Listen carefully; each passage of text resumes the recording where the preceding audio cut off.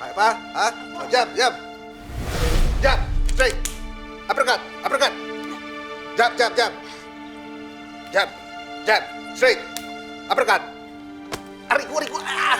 Aray ko. Nasolid yun, ah. Oh. Time out na muna, time out na muna. Nasolid lang. Alam mo, Lakas mo na. kita mo. Uy, pinapagod mo yung anak mo, tama na. Ayan, oh, Kaya niya yun. Diba? Ah, siya nga pala. Bago makalimutan. May nakita akong taekwondo dyan sa plaza. Baka gusto mong enroll kita. Weekends lang yun. Ito, kailangan ko pa po ba yun eh? Andyan ka naman po, di ba? Ikaw magpo-protect sa amin. Hindi naman habang buhay na andyan ako para ipagtanggol ka. Diba? Darating ang panahon na kailangan mo lumaban kahit ayaw mo.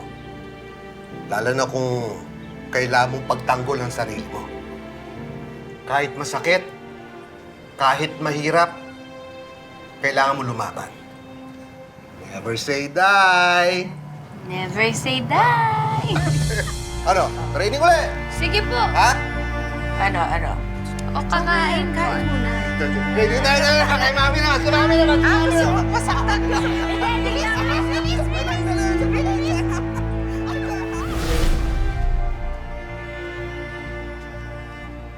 Ganyang klaseng pulis si Major Delgado. Traitor, korap, at immoral.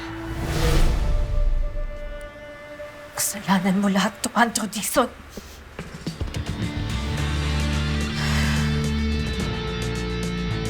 Joey, teka, saan ba tayo pupunta? Para saan ba itong dala natin? Ang init-init, di mo nga ako na-brief, oh. Hinihintay lang natin dito sa labas ng opisina niya sa Mabini Street si DALG Secretary Mendoza upang makapanayam natin siya ng live tungkol sa kasong tinutukan natin ngayon.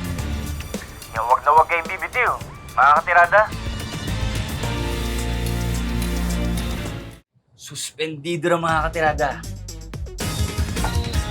Patong-patong na civil and administrative cases ang kinakaharap ni Major Delgado. Well, wala talagang lugar ang mga gaya niya sa kapulisan. Dudumihan lang niya ang uniforme nila. Kaya deserve na yan.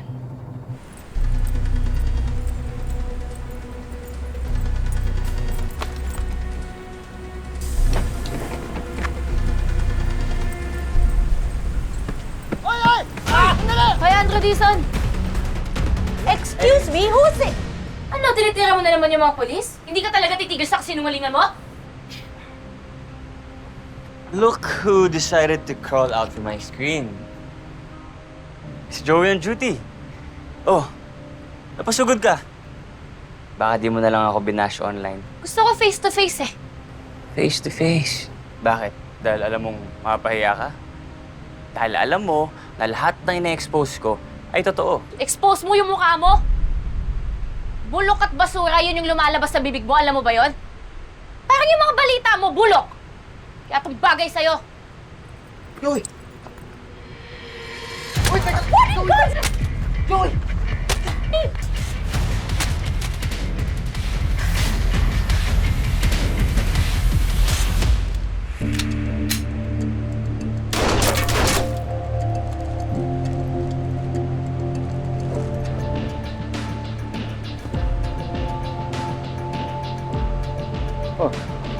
Ano, pare, nahiya ka pa tumawa. Sige na, tumawa ka na. Asarin mo na ako. Sabihin mo na nabano pa rin yung kumpare mo. Ayos naman eh. Parang tumama naman. Alam mo ba, pare, may ikukwento lang ako sa'yo. Nung nasa academy pa tayo, ayaw ko napansin mo to. Inis na ako sa'yo nun eh. Oo, kasi alam ko darating yung panahon na uumusan mo ko sa lahat ng bagay. Pagdating yan, sa firing, sa shooting, skills, sa strategy, sa leadership. Di ba? Oo. Pero alam mo, napaghandaan ko na yun, pare. Ang ginawa ko lang strategy to, sabi ko, didikitan kita. Gagawin kitang best friend. Para pag dumating ang araw na nasa serbisyo na tayong dalawa, gaganda ang posisyon mo. Mapopromote ka. Kapag na-promote ka, pare, sama rin ako doon, damay ako. Nagyari naman, di ba?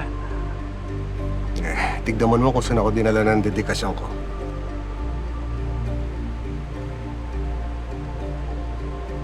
ka ba, pare? Pasasaan ba't lalabas din naman yung totoo na wala kang kasalanan? Laban lang, pare. Basta tandaan mo, kung may kailangan ka, magsabi ka lang kahit ano, gagawin ko para sa'yo. Salamat. Ayos na yun. Ayos na yung ginagawa mo para sa mag-ina ko. Maraming salamat. Yan yung bagay sa'yo sa lahat ng paninira mo kay Major Delgado. Sir, sorry. Nakalusot eh. Paano okay lang?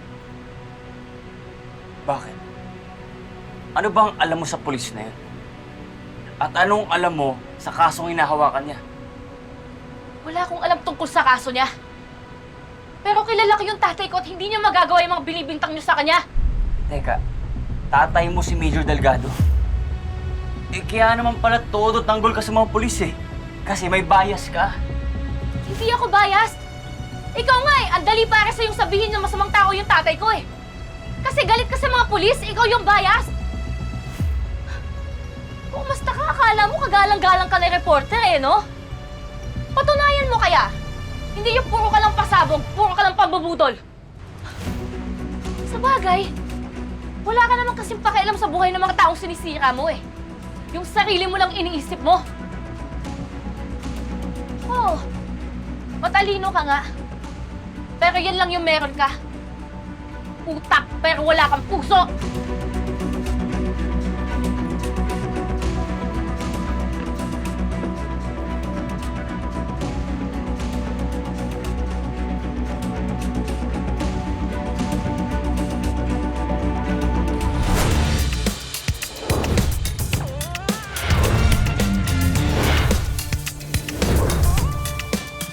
Parang pwedeng taasan natin yung dosage ng mommy ko. Andrew, no! Get out of this room!